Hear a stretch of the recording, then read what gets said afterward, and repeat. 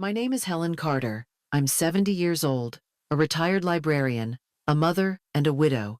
And somehow, I found myself standing in a courtroom, being accused by my own daughter-in-law of manipulating my dying son into changing his will. The judge had called a recess.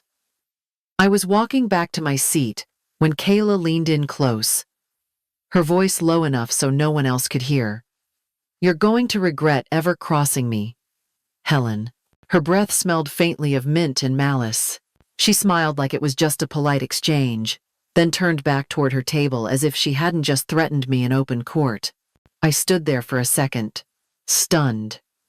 Not because I hadn't expected something like this from her, but because she said it with such ease, like it was rehearsed, like she had already decided I'd lost. I took a slow breath, found my balance again, and walked back to my attorney. I slipped my phone from my purse and opened the video file we had saved. Then I looked up at the judge. "Your Honor," I said calmly, "when we resume, I'd like to submit a video as evidence, one that may change the course of this hearing." Judge Raymond nodded without much interest. "Mrs. Carter, please return to your seat. We'll address any new evidence after the break." But I saw the flicker of curiosity in his eyes. More importantly, I saw Kayla's face go pale. "If you're wondering how I ended up here, it started with the death of my son, Lucas. He was 38, smart, cautious, and endlessly kind. He was my only child. We spoke every Sunday without fail. When he died in a car accident 6 months ago, I thought the pain of that would be the worst thing I'd ever have to endure. I was wrong. Losing Lucas was unbearable. But being accused by his widow of forging his will, of tricking him in his final days, that was a different kind of pain. One that comes not from grief, but betrayal. Kayla's attorneys claimed I had preyed on Lucas's fears about his health, convinced him to rewrite his estate, and manipulated the documents to benefit myself. I had never been sued before, never even hired a lawyer in my life. But I knew one thing. Lucas had made those decisions on his own, because he had discovered something he never got the chance to tell me directly. Now I was left to defend both of us, to prove that his choices weren't the result of a mother's influence, but of a husband's realization. And I had proof. That's why I wasn't afraid when Kayla whispered those words to me. That's why I didn't flinch. I had a video, one that showed who she really was when no one was watching. She thought I was a frail old woman she could push around, but she forgot one thing. I'm my son's mother, and I was about to show this courtroom just how far a mother will go to protect the truth. It was a Tuesday morning when the call came. I remember the light through the curtains, the smell of coffee I hadn't finished, and the sound of the phone breaking the quiet. The officer's voice was calm, too calm, as he told me my son had been in a car accident and didn't make it. The words didn't land all at once. They drifted through the air like dust, then hit me hard in the chest. I asked him to repeat it, not because I hadn't heard, but because my brain refused to accept something so final. Lucas was the careful one. He followed speed limits. He always texted when he arrived. He kept a pair of jumper cables and a first aid kit in his trunk, just in case. The idea that he could be gone in an instant felt like someone had ripped the ground from under me. I don't remember how I got to the hospital. Someone drove me, maybe a neighbor. I only remember walking into that cold hallway and seeing Kayla already there. She was slumped on a bench. Mascara streaked down her cheeks, holding Lucas's wedding ring like it was the last piece of him. She stood up when she saw me, arms wide, and I let her fall into me. Her body shook with sobs as she whispered how sorry she was, how she couldn't believe he was really gone. For a moment, I held her like a daughter. But even in my grief, something felt strange. Her cries were loud, too perfect, like she wanted everyone in the waiting room to hear them. Her words came out rehearsed, as if she'd said them in a mirror before. I pushed the thought aside. Maybe I was being cruel. Maybe shock makes everyone act a little strange. But that moment stayed with me. Even in the middle of heartbreak, my instincts whispered that something wasn't quite right. And they were right. I just didn't know it yet. Planning the funeral was one of the hardest things I've ever had to do. Every decision felt like a betrayal, as if choosing the wrong flower arrangement might somehow dishonor Lucas. I wanted it simple, quiet, something that reflected who he really was. But Kayla had other ideas. She insisted on a mahogany casket with gold trim and a live string quartet. She even brought in a florist from out of state, who specialized in custom arrangements, shaped like angels and doves. Lucas would have hated all of it. He was humble to the core. Wore the same pair of sneakers for 5 years. Fixed our old toaster, instead of buying a new one. Never spent a dime he didn't need to. He once told me he wanted to be cremated and spread over the lake where we used to fish. When I reminded Kayla of that, she waved it off.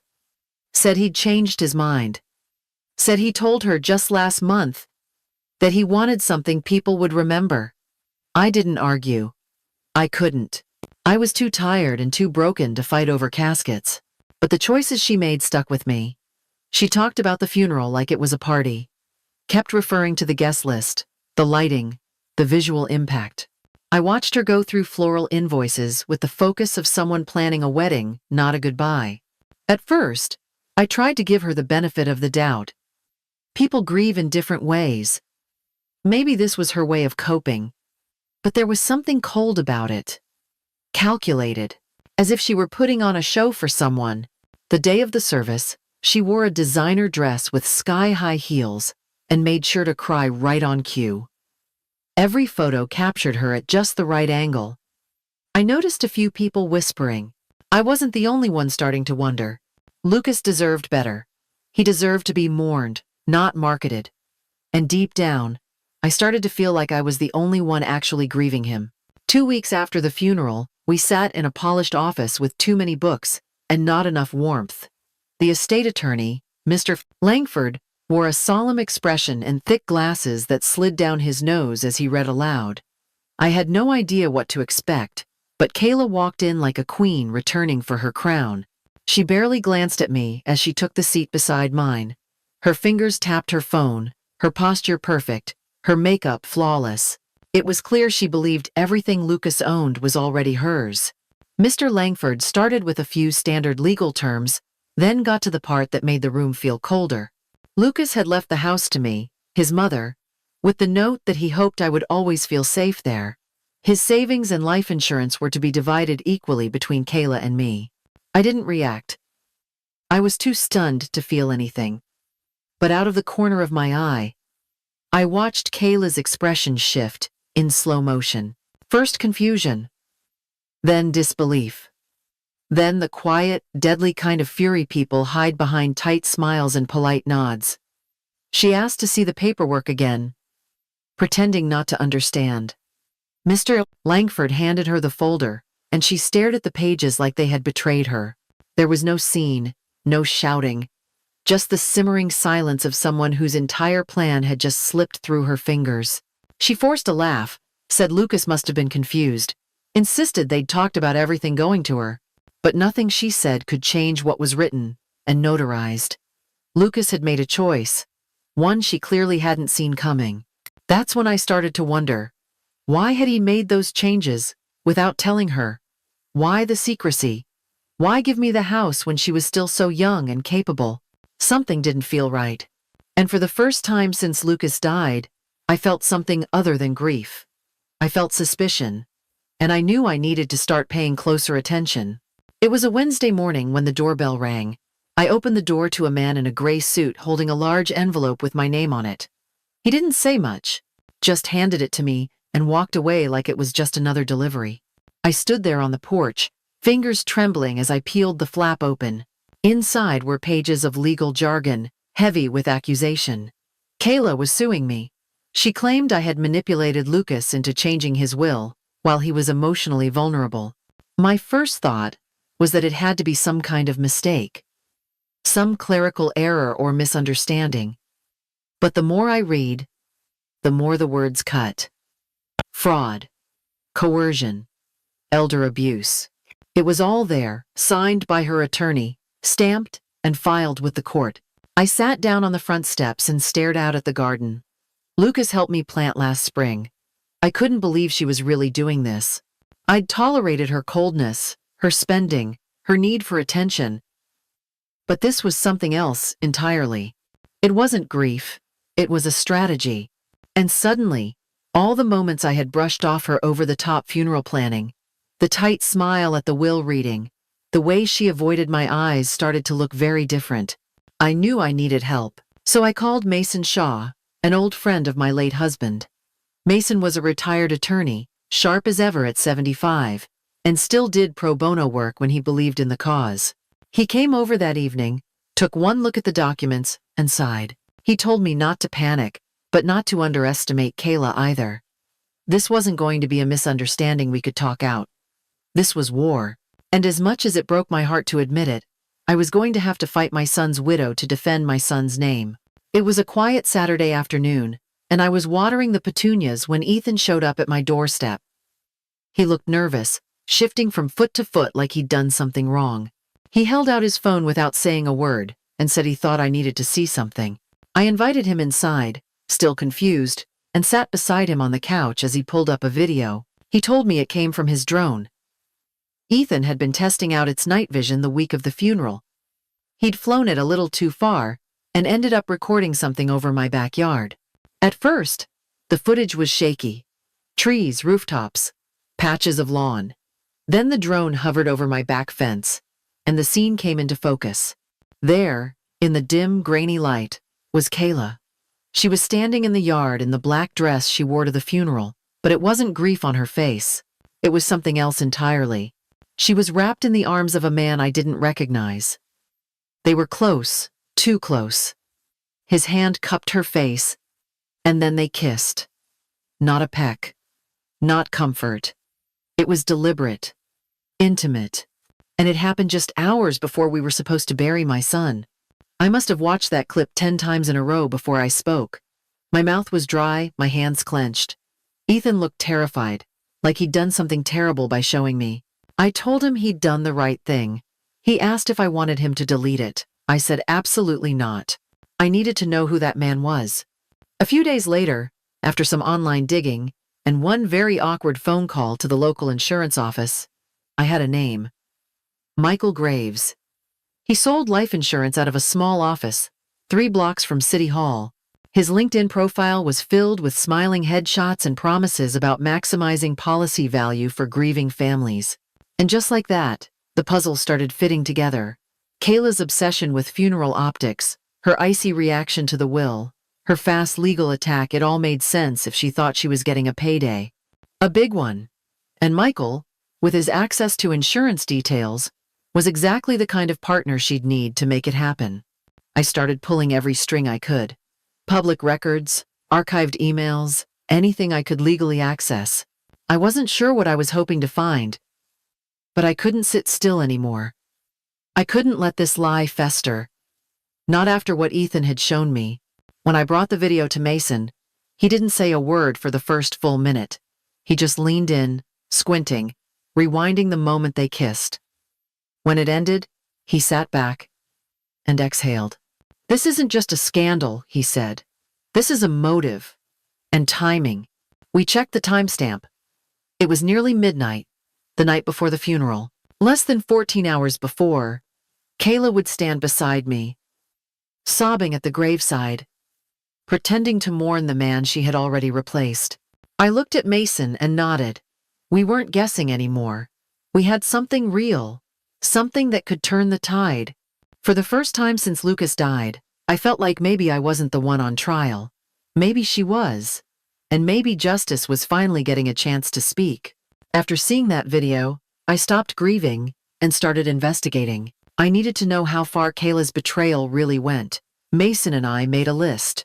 Phone records, financial statements, email logs, anything that could fill in the blanks between Lucas's diagnosis and the day he died.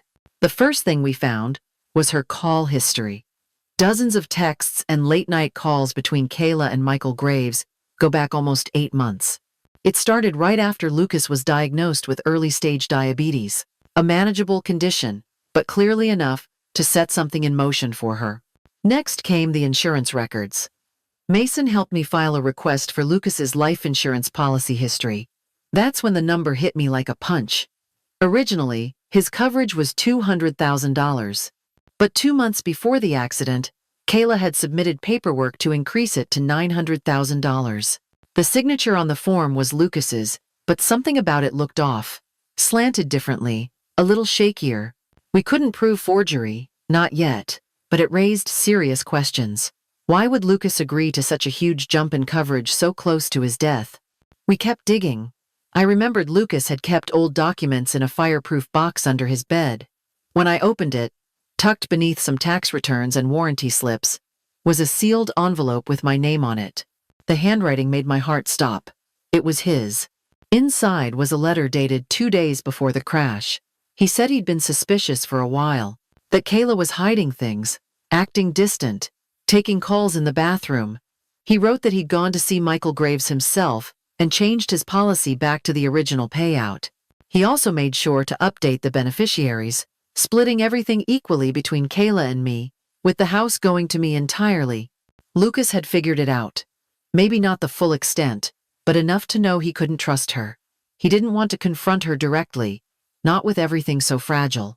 So he made quiet changes, hoping it would be enough. He ended the letter by saying he loved me, that he hoped I'd never have to read those words. But if I did, it meant things had gone wrong, and I'd need to protect myself. I sat with that letter in my lap for a long time. Then I called Mason. We had motive. We had a timeline. And now, we had Lucas's voice speaking from beyond the grave. It wasn't just about protecting an estate anymore. It was about honoring a son who had tried to do the right thing, even when no one else saw what was coming. This wasn't going to be easy, but I was done being silent. Kayla started this war. I was going to finish it. The courtroom was colder that morning. Maybe it was the air conditioning, or maybe it was just the tension crawling up everyone's spine. I wore Lucas's favorite color, a soft navy blouse with the scarf he gave me last Christmas. I wanted him with me, somehow. Kayla sat across the room, dressed in black again, like she thought mourning made her more believable.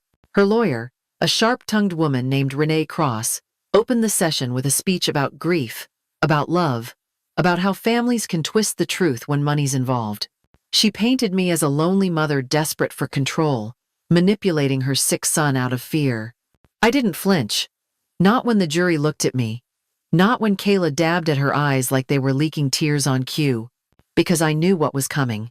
When it was Mason's turn, he didn't waste a moment. He asked for permission to present new evidence. First, the video. The lights dimmed, and the footage played on a projector screen. The room went silent. There, grainy but clear, was Kayla kissing Michael Graves in my backyard, the date and time stamped in the corner, less than 12 hours before Lucas's funeral. Gasps rose from the back rows. Kayla's face lost all color. She stood up, protested, said it was taken out of context, that Michael was just comforting her. Mason didn't even argue. He just handed the judge the second piece. The letter. He read it aloud, slowly, carefully. Lucas's handwriting. His voice, even now, explaining what he'd seen, what he feared, what he'd done to protect me. By the time Mason finished, the courtroom felt frozen.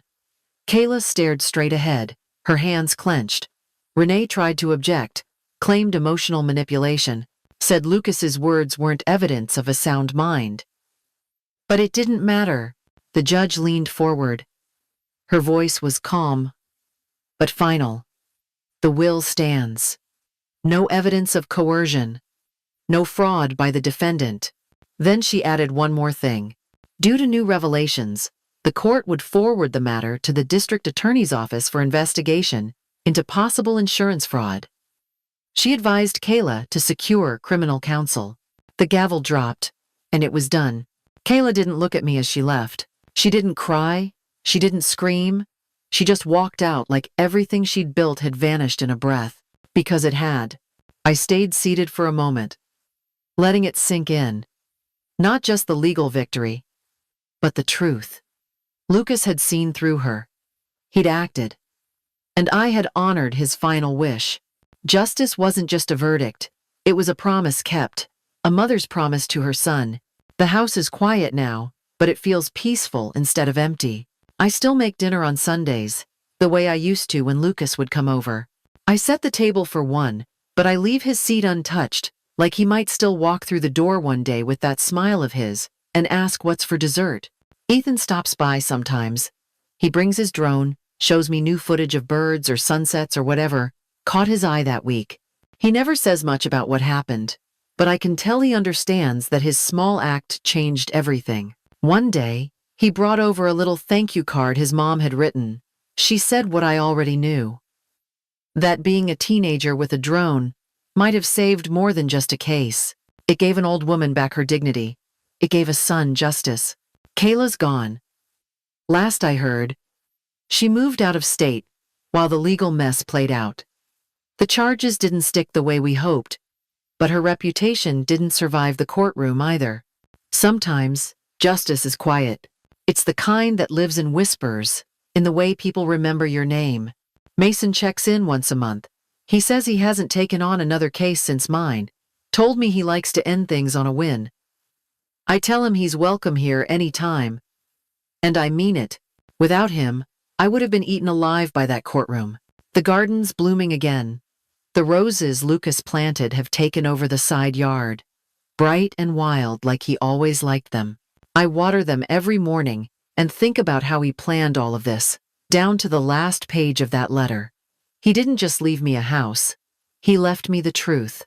I used to think the worst part of getting older was losing the people you love. Now I think the worst part is watching them get betrayed and not being able to stop it.